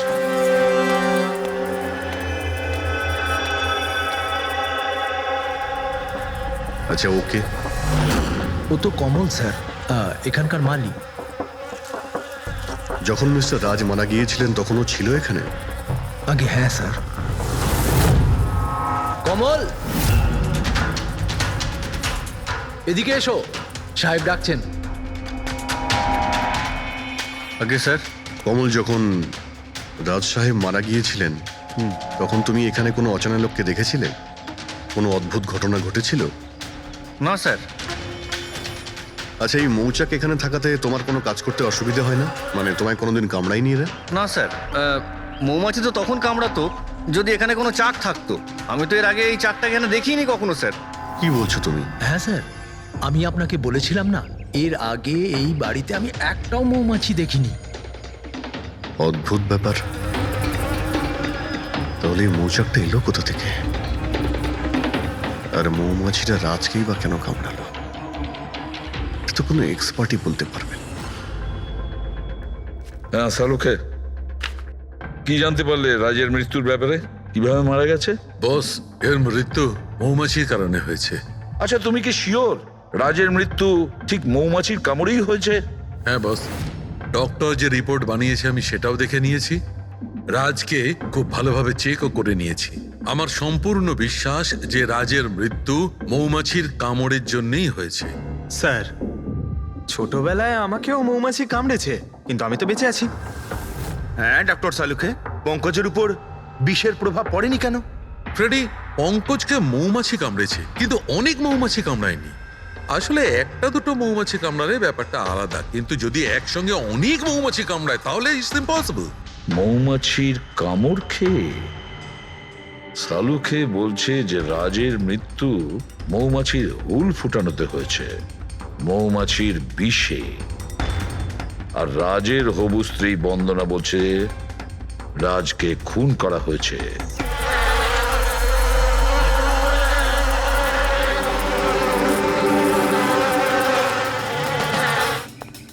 100% এই মৌচাকটাকে বাইরে থেকে নিয়ে সেখানে লাগানো হয়েছে।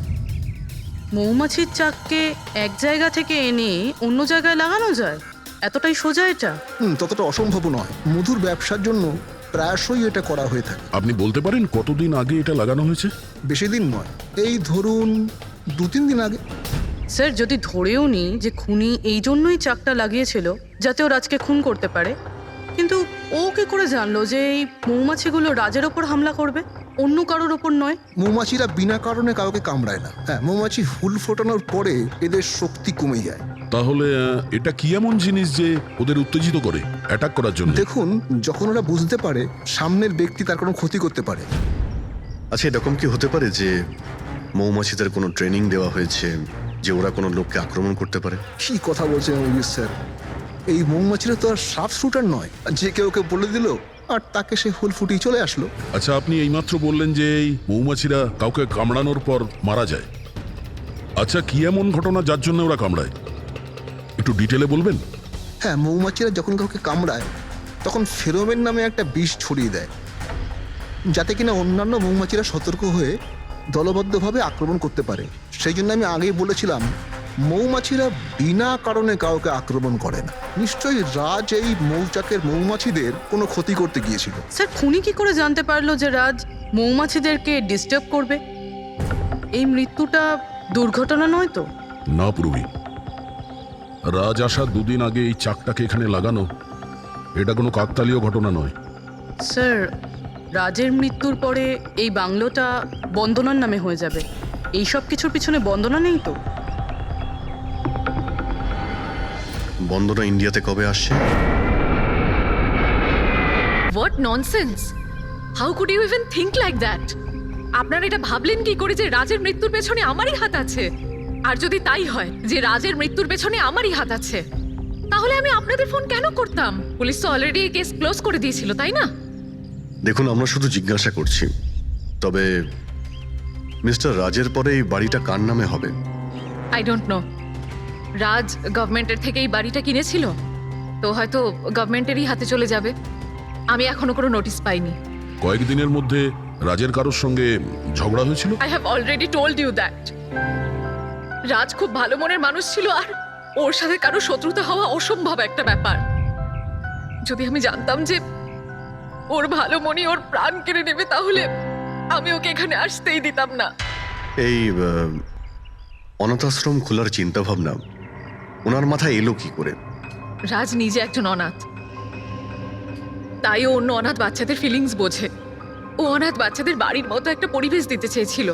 আর ও যেই জানতে পারলো যে গভর্নমেন্ট এই বাড়িটা নিলাম করছে, তখনই রাজ সব থেকে বেশি দাম দিয়ে এই বাড়িটা কিনে নেয়। আচ্ছা, তাহলে রাজের মৃত্যুর কারণ এই বাড়িটা না তো? হতে পারে আর কেউ এই বাড়িটাকে কিনতে চেয়েছিল, রাজ মাঝখানে এসে গেছিল তাই। হোয়াট? কেউ এতটা নিচ কিভাবে হতে পারে? পৃথিবীতে কি আর মনুষ্যত্ব বলে কিচ্ছু নেই? মনুষ্যত্ব আছে বন্দনা দেবী, মনুষ্যত্ব আছে, তবে এমন মানুষ আছে যাদের সত্যি মনুষ্যত্ব বলে কিছুই নেই। জানার চেষ্টা করি যে কার কার এই প্রপার্টির উপর নজর ছিল। দেখুন স্যার, আমি আপনাদের বলতে পারবো না যে রাজবাবু ছাড়া এই নিলামের সঙ্গে আর কে কে যুক্ত ছিলেন। সরি। কেন কেন বলতে পারবেন না? দেখুন, এটা সরকারি ইনফরমেশন, আমি এইভাবে যে কারোর সাথে এটা শেয়ার করতে পারি না। দেখুন, আমরাও তো সিআইডির হয়েই কাজ করছি।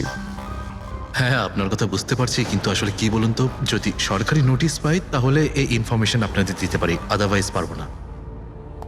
স্যার, নোটিশ পেয়ে গেছি। এবার তো আপনি দেবেন। দেখুন, সরকারি কাজ যদি নিয়ম মেনে হয় তাহলেই ভালো লাগে।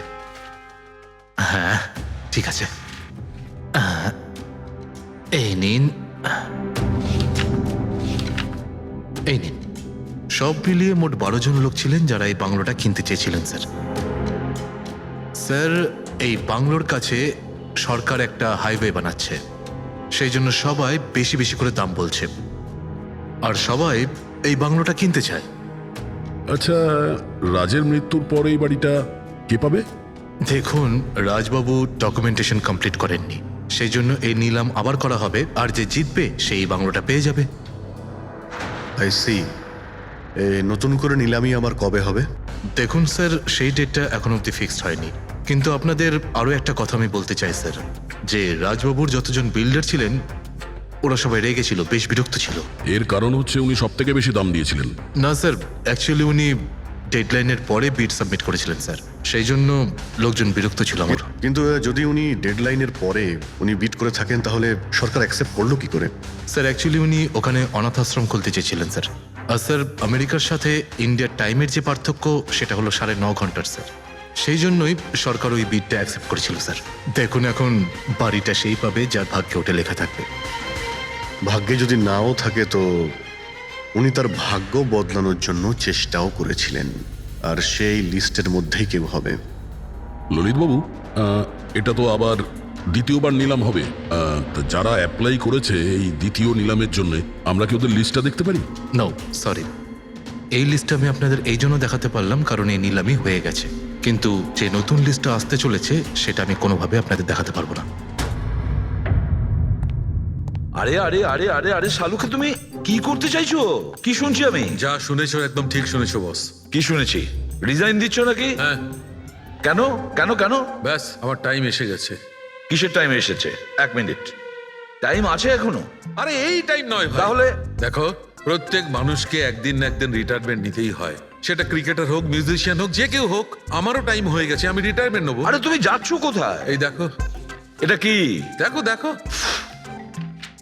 আরে কি করছো যে তুমি শালুকে, বুঝতে পারছি না। এয়ার টিকিট, যাচ্ছ কোথায়? হ্যাঁ, লন্ডন? আরে বাহ বাহ বাহ। পঙ্কজ, ক্যান্সেল করে দাও, যাও যাও। ক্যান্সেল হবে না। আরে রিফান্ড পেয়ে যাবে টাকা, কালকের টিকিট যখন। Don't worry. আমি রিফান্ড চাই না, আমাকে যেতে হবে ব্যাস। আরে তুমি এভাবে কিভাবে যাবে? কি হচ্ছে কি? আরে আমার এত বড় ভুল হয়েছে যে আমার নিজের কাছে নিজের লজ্জা করছে। এমন কি ভুল হয়েছে? ওই মৌমাছির কেসটা। হো হো হো, মৌমাছির কেস। এটা দুর্ঘটনা নয় বস, এটা হচ্ছে খুন। খুন, ওইখানেই আমার ভুল হয়েছে। মৌমাছির এক্সপার্টের সঙ্গে কথা হয়েছে? কি বলেছো? আমি এক্সপার্টের সঙ্গে কথা বলেছি, আমি নিজে ভালো করে চেকও করেছি। তখন আমি বুঝতে পারলাম যে এটা দুর্ঘটনা নয়, এটা একটা খুন। উনি মৌমাছিকে হাতিয়ারের মতো ব্যবহার করেছেন বস। ডক্টর সালুকে, সেটা কিভাবে? দেখো, মৌমাছি কখন আসে মানুষের কাছে? যখন ফেরোমেনের গন্ধ পায় তখনই না? হ্যাঁ, যখন মানুষেরা ওর বিপদ ডেকে আনে তখন মৌমাছিরা মানুষের কাছে যায়, গিয়ে হুল ফোটায়। ব্যাস ভাই, ঠিক এইখানেই আমার ভুল হয়েছে। আমি তো কখনো ভেবেই দেখিনি যে ফেরোমেন বানানো যায় ভাই। হ্যাঁ ঠিকই বলেছো, ফেরোমেন তো আর্টিফিশিয়ালিও বানানো যেতে পারে ল্যাবরেটরি বা কোনো ফ্যাক্টরিতে। তার মানে কেউ আর্টিফিশিয়ালি ফেরোমেন বানিয়েছিল আর কোনো না কোনো ভাবে সে রাজের শরীরে পুশ করে দিয়েছিল, ব্যাস মৌমাছিরা আসে আর ওকে অ্যাটাক করে। শাহরুখে ওঠো ওঠো, তুমি ওখানে আবার যাও, সেখানে যেখানে রাজ খুন হয়েছিল রাজের সমস্ত জিনিসপত্র চেক করো। জানা তো যাবে যে কে ফেরোমেন ওখানে রেখেছিল, কে ফেরোমেন অ্যাপ্লাই করেছিল রাজের ওপরে। Yes boss. এই যে ডক্টর, রাজের সমস্ত জিনিসপত্র এই সুটকেসে। ঠিক আছে স্যার, এসিপি স্যার বলছিলেন আপনি নাকি রিটায়ার হয়ে যাচ্ছেন। কবে আপনার লাস্ট ওয়ার্কিং ডে? তোমার লাস্ট ওয়ার্কিং ডে ঠিক একদিন পরে। মানে রিটায়ার হচ্ছেন না? আচ্ছা দয়া, একটা কাজ করো, আমি বাইরে যাচ্ছি আর তুমি এখান থেকে একটা একটা জিনিস বাইরের দিকে ফেলবে, তখন বোঝা যাবে যে কোন জিনিসটায় ফেরোমেন আছে। ঠিক আছে? ঠিক আছে ডক্টর।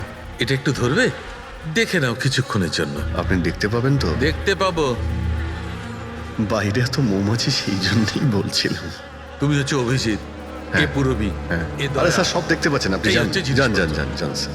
স্যার সাবধানে যাবেন কিন্তু। হ্যাঁ দাও দয়া। এ নিন ডক্টর।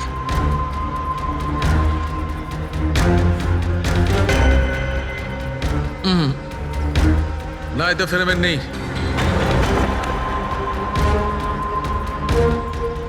আরে স্যার সাবধানে। আরে কিচ্ছু হবে না, যাতে ফেরোমেন থাকে তাতেই অ্যাটাক করে।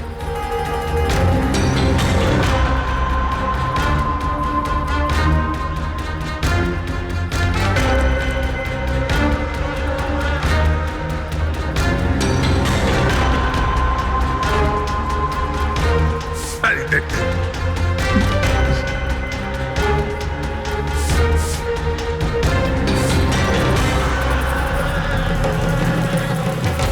কাজ হয়েছে, কাজ হয়েছে। দেখো সব কটা মৌমাছি অ্যাটাকিং মোডে আসছে। তার মানে কেউ রাজের পারফিউমে ফেরোমিন মিশিয়েছিল।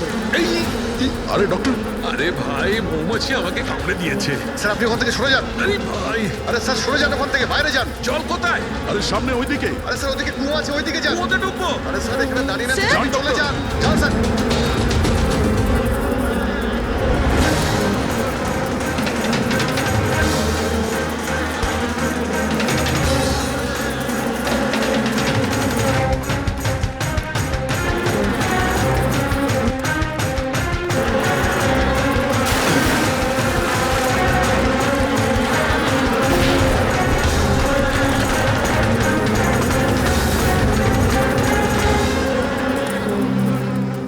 আপনি ঠিক আছেন ডক্টর? বাপ রে বাপ, এই মৌমাছিরা আপনাকে রিটায়ার হতে দেবে না স্যার।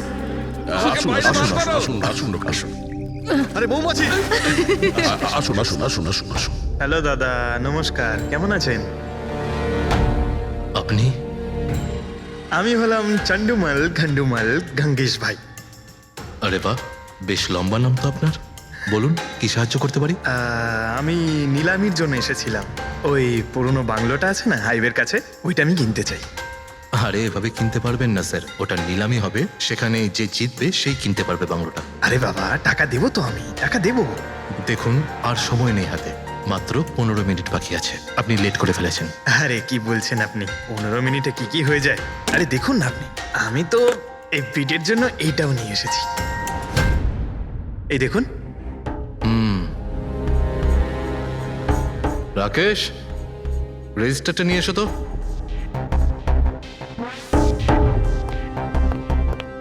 স্যারকে দাও, এন্ট্রি করুন স্যার। Thank you. হ্যাঁ, এখানে এন্ট্রি করে দিন। Okay sir.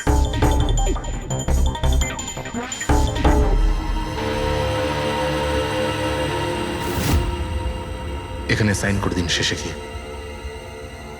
গুড, দিন আমাকে। আচ্ছা, ভেরি গুড, খুব ভালো হলো। আচ্ছা, ওই বাংলোর চাবি? মজা করছেন নাকি আপনি? চাবি এভাবে পাওয়া যায় নাকি? আরে ভাই, বিডিং হবে, নিলামি হবে, তারপর যে জিতবে সে পাবে চাবিটা। অদ্ভুত কথা বলছেন আপনি। ভেট তো আমি জিতবো, এটা ধরেই নিন। আপনার বাচ্চাদেরকে আমার ভালোবাসা দেবেন, ঠিক আছে স্যার? Thank you. কে জানে কোত্থেকে এইসব লোকজন আসে, অদ্ভুত।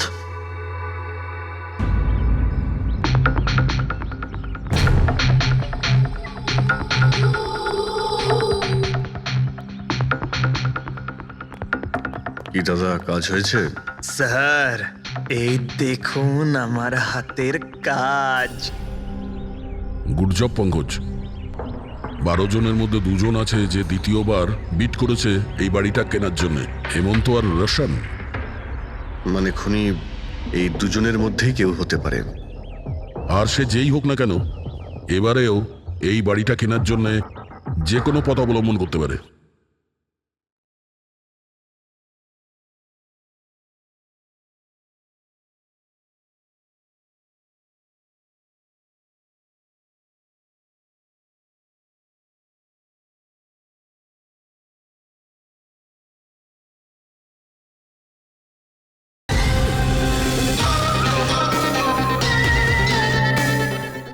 বন্ধুগণ, সেই সময় হয়ে গেছে যখন আমরা বলতে পারবো যে নিলামির বিজেতা কে হয়েছে। আর আমি খুব আনন্দের সাথে এটা জানাতে পারছি যে নিলামির বিজেতা হলেন মিস্টার রোশন। রোশন বাবু, আপনাকে অনেক অনেক অভিনন্দন। 1 মিনিট, কিসের অভিনন্দন? সব থেকে বেশি বিড আমি লাগিয়েছি, ও কি করে জিতলো? দেখুন দাদা, আপনার কোনো ভুল হচ্ছে। সব থেকে বেশি বিড রোশন বাবু করেছিলেন, তাই ওনাকে দেওয়া হয়েছে বাংলোটা। এটা হতেই পারে না। আরে আমি অনেক বড় বিড দিয়েছিলাম, এই বাড়িটা আমার পাওয়ার কথা। কিসের টাকার কথা বলছেন স্যার? আমি 3টে খামি চেক করেছিলাম, আর চেক করার পরে মিস্টার রোশনের বিড সব থেকে বেশি ছিল, তাই ওনাকে এই বাংলোটা দেওয়া হচ্ছে। প্লিজ কাম অন ইয়ার, হেরে গেছো যখন বাচ্চাদের মতো কেঁদো না। বিজনেস এটা, আপ ডাউন তো হতেই থাকে। বিজনেসে চুরি চামারি চলে না। খামগুলো দেখান। আপনি প্রথমে ওই খামগুলো দেখান যেগুলোর মধ্যে সবাই বিট লাগিয়েছে। তাড়াতাড়ি দেখান। দেখান দেখান দেখান, দেখান, ওকে দেখান, দেখিয়ে দিন। দেখান। না না না, আমি ওটা দেখাতে পারবো না, এটা নিয়ম বিরুদ্ধ। চুরি করাও নিয়মের বিরুদ্ধে। আমি 7 কোটির বিড লাগিয়েছিলাম। 4 কোটি। এক্ষুনি হেড অফিস থেকে ফোন করবে, বলবে আমি 3 কোটি লাগিয়েছিলাম। 4 কোটি কম। কোনো ফোন আসবে না। বোকা পেয়েছে নাকি আমাদের? আপনি বললে ফোন আসবে। চলো তোলো, ফোনটা তোলো এক্ষুনি। আমি কি করব না করব সেটা আপনার কাছে শুনবো না আমি। আপনি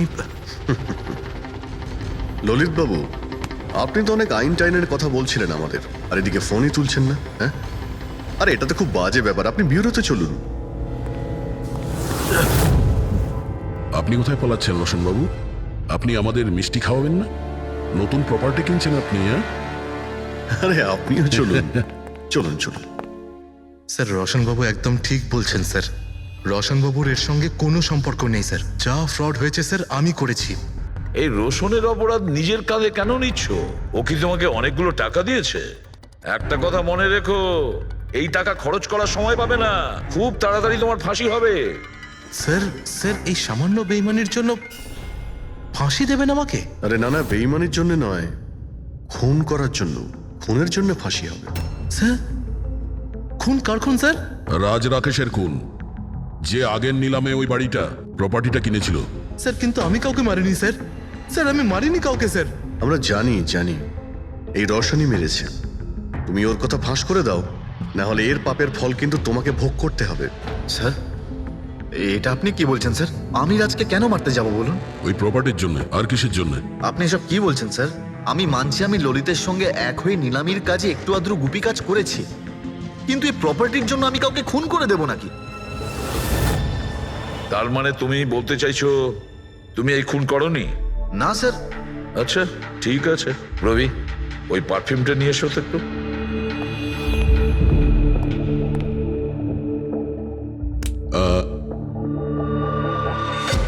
এই পারফিউমটা দিয়ে দেবো? হ্যাঁ, বাইরে মৌমাছিদের চাক আছে, কি বলছো? স্যার, পারফিউম মানে আপনি কি বলছেন? স্যার, আমাদের কেসের সঙ্গে পারফিউমের কি সম্পর্ক আছে স্যার? তুমি কি সত্যিই জানো না এই পারফিউমের সঙ্গে কেসটার কোনো সম্পর্ক নেই? স্যার, আমরা সত্যি কথা বলছি স্যার। রাজবাবুর মৃত্যুর সঙ্গে আমাদের কোনো সম্পর্ক নেই স্যার। স্যার, ললিত একদম ঠিক কথা বলছে স্যার। তাহলে এই খুনটা রোশন করেনি, তাহলে বাকি থাকে ও, সেই একজন। এই কাগজ থেকে এটা প্রমাণিত হয় যে তুমি রঞ্জিত রায়ের নাতি। তোমার কাছে তো অনেক বড় কারণ ছিল এই বাড়িটাকে ফিরে পাওয়ার জন্য। কি দেখুন, রায় রঞ্জিতের নাতি হওয়ার সুবাদে এটা প্রমাণ হয় না যে এই খুনটা আমি করেছি। হেমন্ত বাবু, খুনি কখনো কখনো তার অপরাধের প্রমাণ তার নিজের সঙ্গে নিয়ে ঘোরে, যেমন আপনি। আমি বুঝলাম না ঠিক। আপনাকে বোঝাচ্ছি, এই দেখুন প্রমাণ। অদ্ভুত ব্যাপার ডক্টর সালুখে, আপনারা সেফটি স্যুট পরা সত্ত্বেও এইভাবে আপনাদের মৌমাছি কামড়াতে পারলো? হ্যাঁ, কখনো কখনো সেফটি স্যুট পরা সত্ত্বেও মৌমাছি কামড়াতে পারে। আর তার উপর মৌমাছির চাকটাকে যদি এদিক থেকে ওদিকে নিতে হয় তাহলে তারও বেশি অ্যাটাক হতে পারে। দেখুন, আসলে এই অনেক হয়েছে হেমন্ত। নিজেকে নির্দোষ প্রমাণ করার জন্য আর কোনো রাস্তা আছে তোমার? আজ্ঞে না, আমি এসব কাজ করেছি। যখন রাজ বাংলোতে ঢুকলো তখন আমি ওখানেই ছিলাম, আর সুযোগ পেয়ে আমি বাংলোয় ঢুকে পড়েছিলাম। আমি পারফিউমের বোতলের মধ্যে ফেরোমেন মিশিয়ে দিয়েছিলাম। তারপর রাজকে আওয়াজ দিয়ে ডিস্টার্ব করে আমি ওকে মৌচাকের কাছে নিয়ে যাই, আর তারপর যা কাজ মৌমাছি করেছে। আমি আমার পৈতৃক বাড়িটা ফেরত পেতে চেয়েছিলাম। বাহ বাহ বাহ, নিজের পৈতৃক ভিটে বাঁচাতে আপনি একজনকে খুন করে দিলেন। আইন আপনাকে কোনোদিন ক্ষমা করবে না। খুব কম হলেও আজীবন কারাবাস হবে আপনার।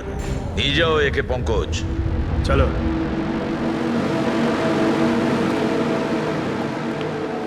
চালুকে, এবার তুমি রিটায়ারমেন্ট নিতে পারো। আরে আমি তো রিটায়ার হবই না। কালকে তো তুমি বলছিলে যে রিটায়ারমেন্ট নেবে। আরে ওটা কালকের কথা ছিল।